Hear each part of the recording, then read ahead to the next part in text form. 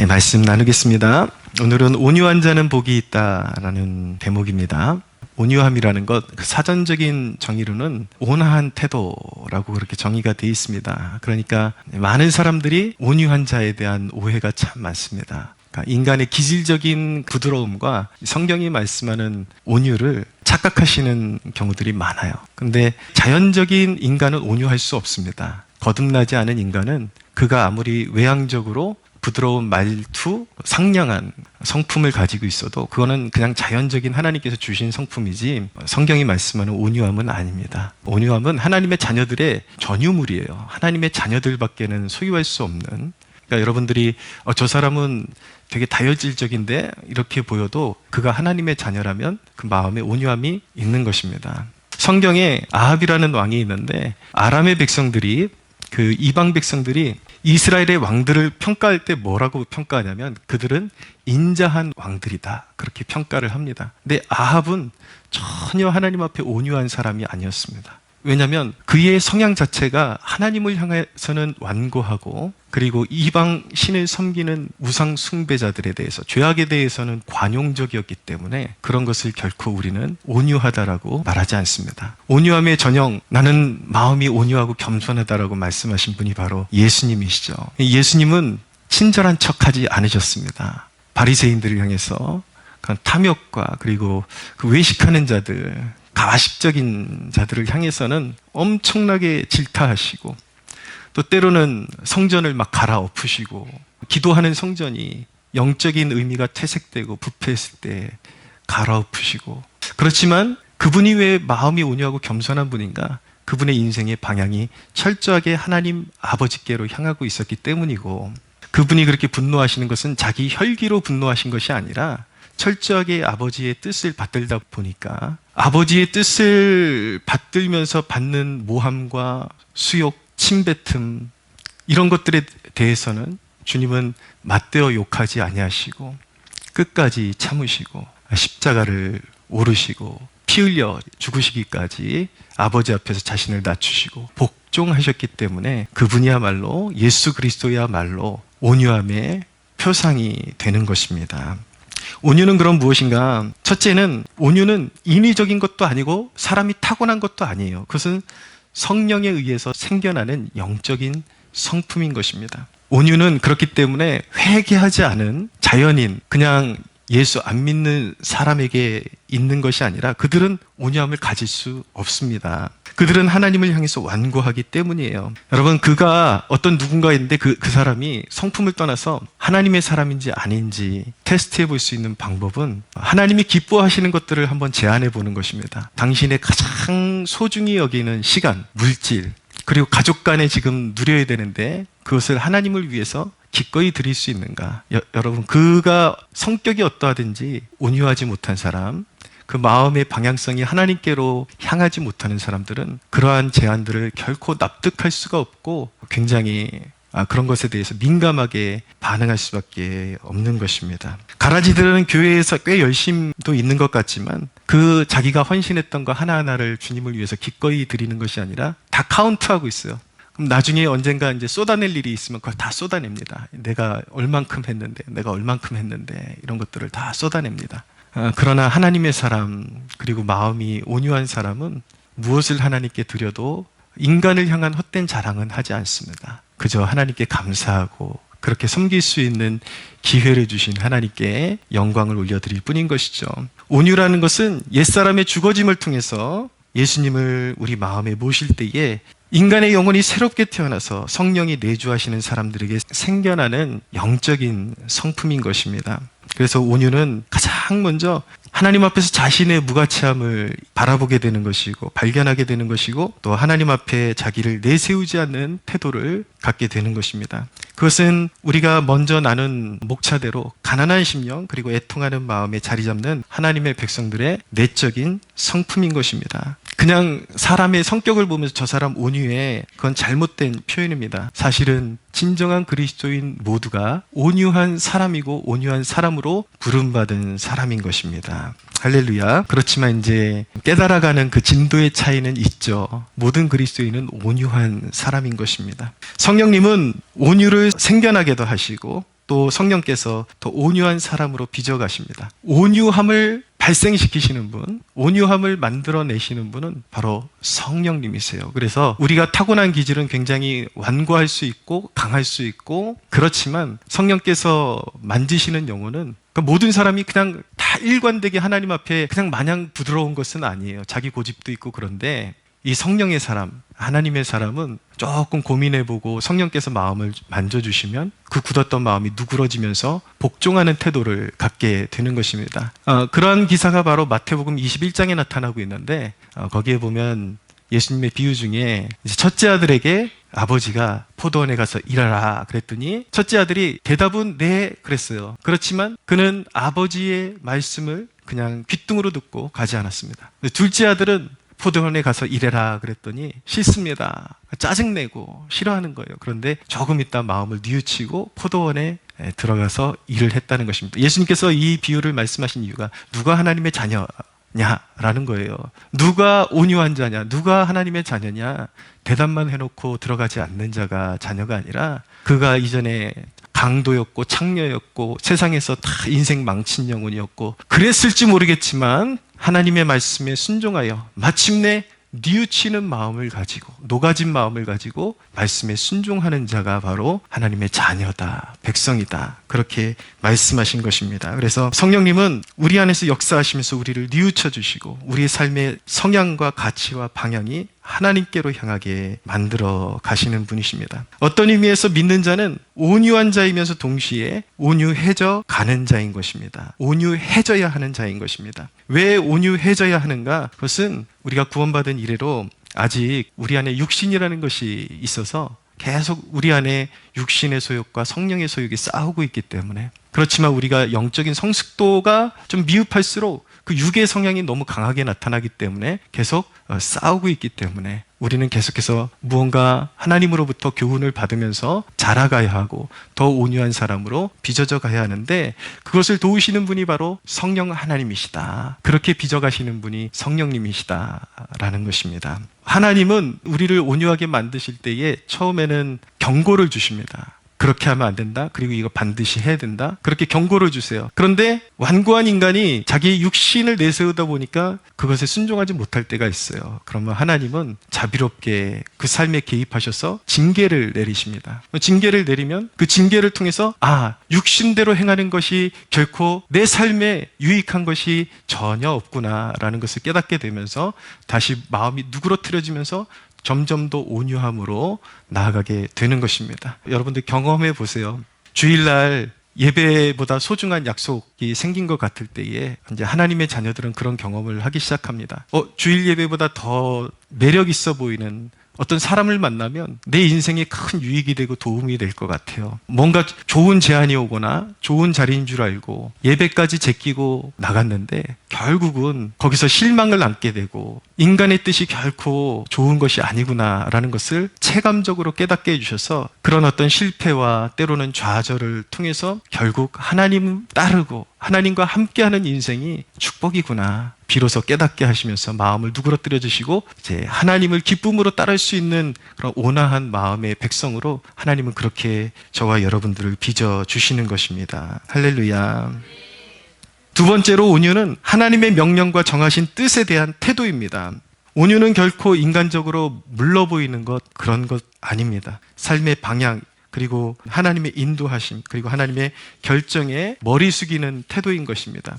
온유를 다른 말로 마음의 겸손이라고 표현할 수가 있습니다. 성경의 인물들을 보면 하나같이 하나님 앞에 겸손한 인물들이었다는 것을 알게 됩니다. 마음의 겸손함. 다윗을 보십시오. 다윗의 겸손함은 어떻게 드러납니까? 그 겸손함은 인간적인 물음으로만 나타나지 않습니다. 하나님 앞에 겸손한 사람은 용맹함으로 나타나기도 합니다. 다윗은 골리앗이 하나님의 이름을 모독했을 때에 거룩한 의분을 가졌습니다. 참지를 못했습니다. 저가 누구에게 이스라엘의 하나님을 모욕하는가? 내가 반드시 처단하겠다라는 그런 담대한 의지를 가지고 나아갑니다. 그것이 하나님 앞에 겸손하기 때문에 그럴 수 있는 거예요. 그렇지만 평소에 다윗의 태도를 보십시오. 무엇 한 가지도 자기 뜻대로 결정하려고 하지 않습니다. 항상 하나님의 말씀 앞에서 엎드리는 마음으로 유순하게 주여 말씀하옵소서, 내가 듣겠습니다. 시편의 곳곳에서 다윗이 고백하는, 특별히 여러분들이 119편을 묵상해 보시면 다윗이 하나님의 말씀을 사모하고 기다리기 위해서 내가 그 말씀을 기다리느라 내 육신이 피곤하기까지 합니다 라고 고백할 정도로 어떤 결정을 하든지 자기 뜻대로 하지 않고 하나님 뜻대로 하기로 그렇게 결정을 하면서 말씀을 사모했던 영혼이 다윗이었습니다. 다윗은 심지어는 징계받는 그 순간조차도 마치 어떻게 생각하면 하나님 앞에 질책받고 하나님 앞에 심히 경지를 받고 매질을 당하는 것 같은 그런 상황 속에서도 마음을 높이지를 않습니다. 밧세바를 범하고 잠시 그 마음이 딱딱해지고 완고해져서 자신의 죄를 깨닫지 못했지만 성령께서 나단의 입술을 통해서 다윗의 죄를 알게 해주셨을 때 성령께서 비추시는 순간 그는 완고함을 누그러뜨리고 하나님 앞에 엎드려 내가 범죄하였나이다, 그렇게 고백하던 사람이었습니다. 온유함은 전체적인 나의 성향과 나의 모든 것들을 상황에 관계없이 하나님 앞에 복종시키는 것입니다. 사도 바울을 보십시오. 고린도후서 서두에 보면은 내가 심한 환난을 만나서 정말 죽음에 이르는 것 같은 그런 고통을 당했지만 그럼에도 불구하고 그는 포기하지 않고 하나님 앞에 끝까지 순종을 올려드렸다라는 것을 말씀하고 있습니다. 그는 오히려 그런 심한 고난 가운데 내가 걱정하는 것은 내 자신의 안위가 아니라 하나님의 교회를 위해서 근심한다, 그럼에도 불구하고 그렇게 고백하고 있는 것입니다. 철저한 하나님의 사람들, 철저하게 하나님의 복종한 사람들의 온유함이 그렇게 모든 상황과 모든 환경을 뛰어넘어서 하나님의 말씀과 하나님의 뜻과 명령과 결정에 복종하는 태도로 나타나게 되는 것입니다. 여러분들이 이웃에게 부드럽게 말하고 있을지 몰라도 만약에 하나님께 버티고 있거나 분을 내고 있다면 온유한 게 아닙니다. 자신에 대한 부당한 평가나 또는 정당한 평가에 분을 참지 못할 때가 많습니다. 사람이 제일 견디기 힘들 때가 누군가에게 평가를 받을 때예요. 누군가가 나를 폄하할 때, 부당하게 평가할 때 우리의 자아가 얼마나 세냐면 심지어는 정당한 평가, 우리를 정말 위해주는 그런 조언에도 우리는 얼마나 자존심 상해하고 그것을 내려놓지 못하는지 몰라요.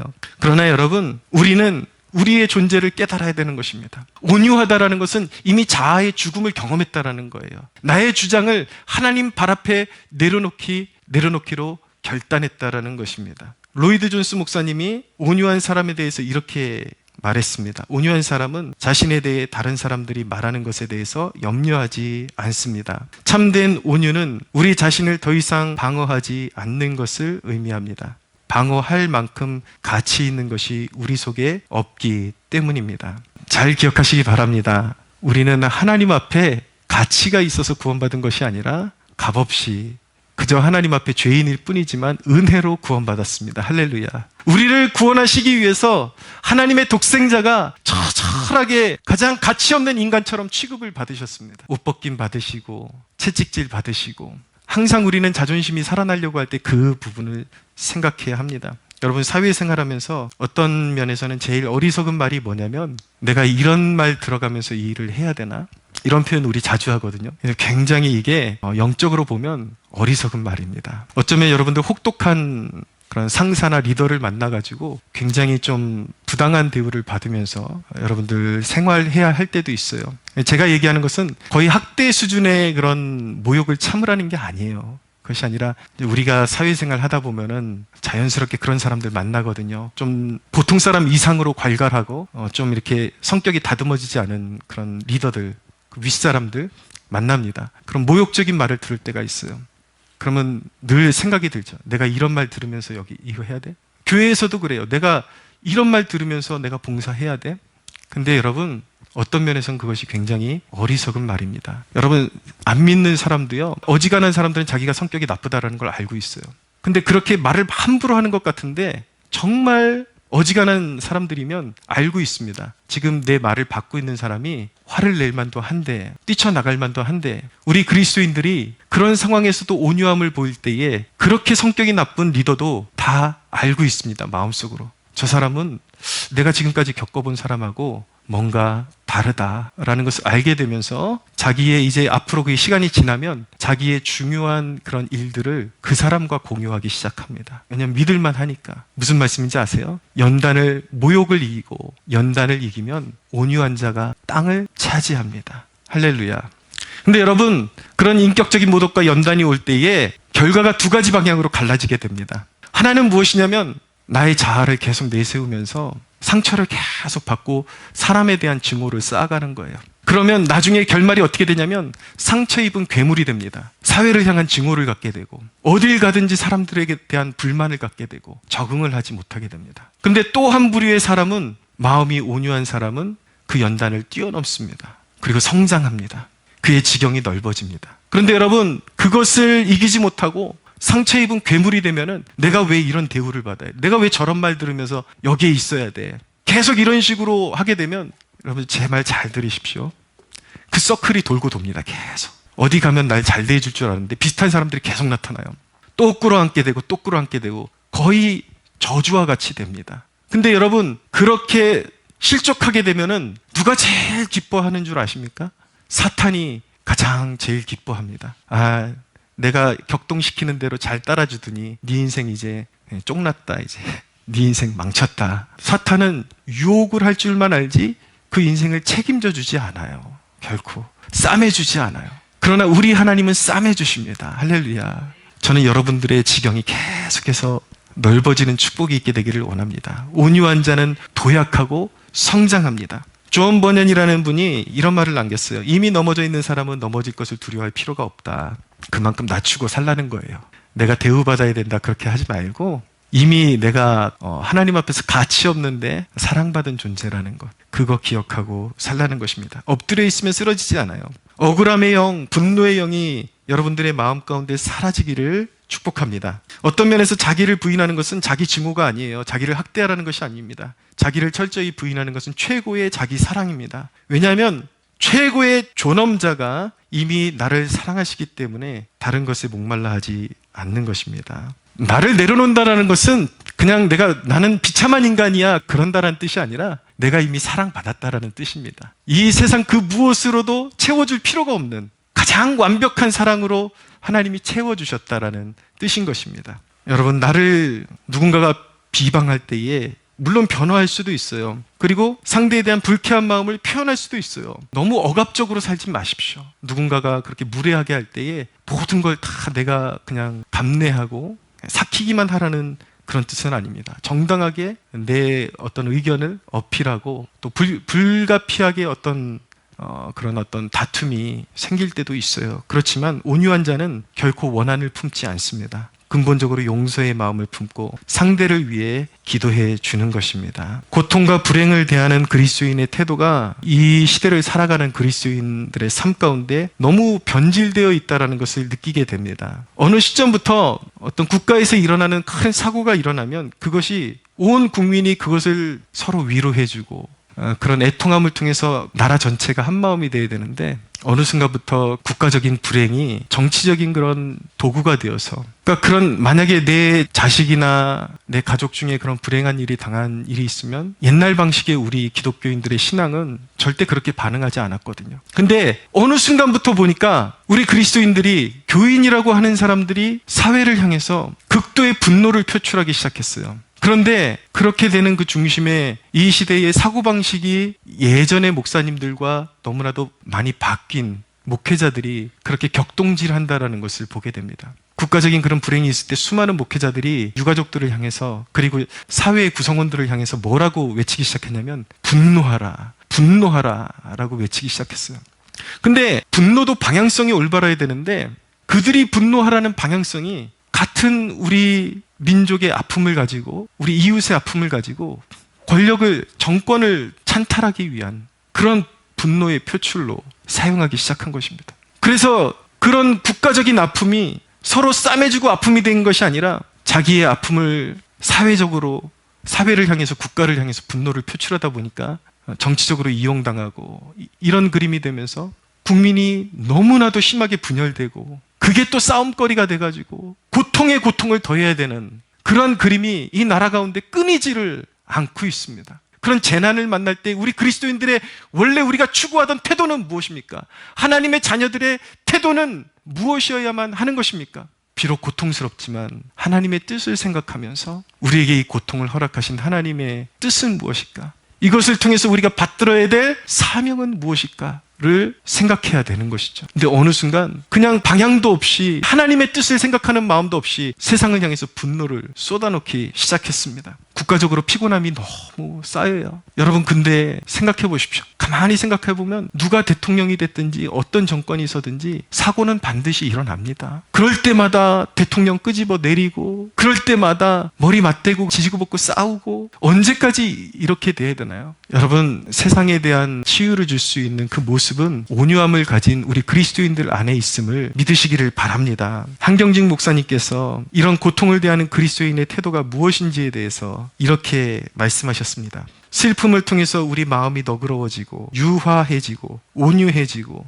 다른 사람의 사정을 알게 됩니다. 슬픔을 통해서 우리의 심령이 완숙해지고 인격이 자라납니다. 어떤 때 슬픔을 통해서 하나님을 찾는 사람도 많이 있습니다. 슬픔을 통해서 자신을 통하여 하나님께서 하시는 일이 많이 있습니다. 슬픔을 통해서 남을 위하여 사명을 주시는 적이 많이 있습니다. 그렇죠. 우리는 고통 속에서 우리에게 주시는 하나님의 위로를 발견하고 오히려 그 상처를 통해서 그 분노를 사회에 쏟아내는 존재가 아니라 세상을 치유하는 존재로 쓰임받기를 하나님께서는 원하시는 것입니다. 할렐루야. 물론 사회적인 구조에 부조리가 있다면 목소리는 내야죠. 그러나 하나님 자녀답게 신실하게 잘 처리하면서, 그리고 그 사고의 방향성과 원인을 잘 파악해가면서 다시는 그런 일이 재발되지 않도록 또 배후에서 이렇게 어떤 조치를 취하는 것과 까닭 없이 그냥 무조건 정권 바꿔라, 무조건 대통령 바꿔라, 이건 너무 엄한 제스처라는 것을 우리 그리스도인들이 알아야 되겠죠. 이 시대를 살아가는 그리스도인들이 제일 먼저 회복해야 되는 것이 성령의 감화와 온유한 심령인 줄로 믿습니다. 세 번째로, 온유는 마침내 땅을 차지하게 합니다. 실로 온유한 자는 모든 것을 가진 자입니다. 그리스도 예수의 사람들은 천국을 이미 소유한 사람입니다. 땅을 소유한 사람입니다. 할렐루야. 성경을 보십시오. 하나님을 붙잡고 인내한 사람들은 땅을 차지했습니다. 아브라함은 자신의 조카 롯이 부당하게 먼저 자기가 땅을 차지하겠다고 권리를 주장했을 때에 분내하지 않았습니다. 양보했습니다. 그런데 거기서 손해를 본 것이 아니라 그 이후에 하나님께서 아브라함에게 나타나셔서, 아브라함아, 동서남북을 바라봐라. 내가 이 땅을 너에게 줄 것이다. 네 자손에게 줄 것이다. 하나님이 주시는 더 원대한 땅을 약속으로 받았습니다. 시편 37편 8절에서 11절은 이렇게 말씀합니다. 여호와 앞에 잠잠하고 참고 기다리라. 자기의 길이 형통하며 악한 꾀를 이루는 자 때문에 불평하지 말지어다. 분을 그치고 노를 버리며 불평하지 말라. 오히려 악을 만들 뿐이라. 진실로 악을 행하는 자들은 끊어질 것이다. 여호와를 소망하는 자들은 땅을 차지하리로다. 잠시 후에는 악인이 없어지리니 내가 그곳을 자세히 살필지라도 없으리로다. 그러나 온유한 자는 땅을 차지하며 풍성한 화평으로 즐거워하리로다. 믿으십니까?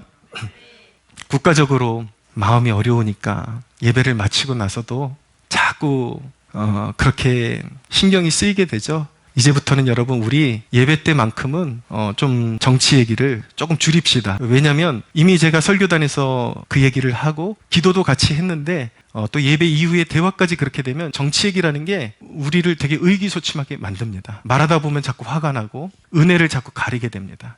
여기 와서 다스리시는 하나님의 영광을, 그리고 우리에게 약속하시는 땅을 차지하리라는 약속하시는 이 하나님의 약속을 받고 또 거기에 몰입되게 되면은 자꾸 마음이 어두워지게 됩니다. 그래서 우리가 굳이 정치 얘기할 때는 우리끼리 하면서 분통을 터뜨리는 데 사용하지 말고 개인적으로 잘 모르는 사람들 전도하듯이 그렇게 이 나라의 상황 알려주고 잘못 알고 있는 것 설득해주고 그렇게 하고, 주일날은 온전히 하나님만이 영광 받으시도록 그렇게 우리 함께 애쓰기를 소원합니다. 결정적으로 온유라는 것은 종말에 있을 하나님의 비전을 바라보는 안목에 임하는 것입니다. 여러분, 그 비전이 있으십니까? 여러분, 그리스도인은 누구입니까? 왜 지금 세상이 악한 자들이 날뛰고 있는데도 우리는 평안을 유지할 수 있는 것입니까? 왜냐하면 그리스도인은 종말에 있을 하나님의 비전을 소유하고 있기 때문인 것입니다. 성경에 보면, 요한복음에 보면 예수님을 십자가에 못 박기 전에 빌라도가 재판석에 앉았다라는 말씀이 있습니다. 근데 여러분, 종말에 그 재판석이 바뀌는 날이 옵니다. 예수 그리스도 앞에 만민이 두려워 떠는 날이 옵니다. 이 나라의 재판관들이 썩었다고 분노해야죠. 그러나 그 분노가 나를 삼킬 정도로 분노하지는 마십시오. 바로 잡히는 날이 옵니다. 재판석이 바뀌는 날이 옵니다. 할렐루야. 그리스도인은 지금은 잠시 악인들이 계속 이기는 것 같아도 마침내 그것이 뒤집어지는 날이 올 것이기 때문에 하나님 앞에, 하나님 그날이 언제입니까? 손꼽아 기다립니다. 그렇게 하나님께 맡기면서 하나님을 의지하고 그 승리를 확신하는 백성들이 바로 온유한 자들이요 하나님의 백성들인 것입니다. 사랑하는 여러분, 그러므로 그리스도인의 마음에는 억울함이 자리 잡지 못해야 하는 것입니다. 그러므로 그리스도인은 분노를 품지 말고 세상을 치유하는 자로 살아가야 하는 것입니다. 한 가지, 온유한 자는 이미 큰 사랑을 입은 자들이기 때문에 당연히 이웃에게도 친절해야 합니다. 급박해지는 이 시기 가운데 우리의 마음이 굳어지지 않고 특별히 불친절해지지 않도록 자기의 마음을 잘 추스르는 여러분들 되시기를 축복합니다. 오늘 말씀을 정리하면서 두 가지 고백이 일어나야 합니다. 한 가지는 나는 주님 앞에서 아무것도 아닙니다. 또 한 가지는 하나님이 우리를 돌보심을 믿습니다. 그렇기 때문에 우리는 평안을 지킬 수 있습니다 라고 고백할 수 있어야겠습니다. 우리 함께 기도하기를 원합니다. 하나님 앞에 겸손한 자로 살아가길 원합니다. 내 자신이 아무것도 아님을 고백하고 내 날카롭게 세워져 있는 자아를 성령 안에서 다시 내려놓습니다. 하나님께서 나를 잘 돌보시고 이 민족을 가장 아름답게 이끌어 주실 것을 믿습니다. 그 믿음과 신뢰 안에서 그 하나님 나라의 비전 안에서 평강을 지키고 사람들을 불쌍히 여기며 복음을 증거하는 삶을 살아가게 하여 주시옵소서. 우리 함께 주여 부르짖고 기도하겠습니다. 주여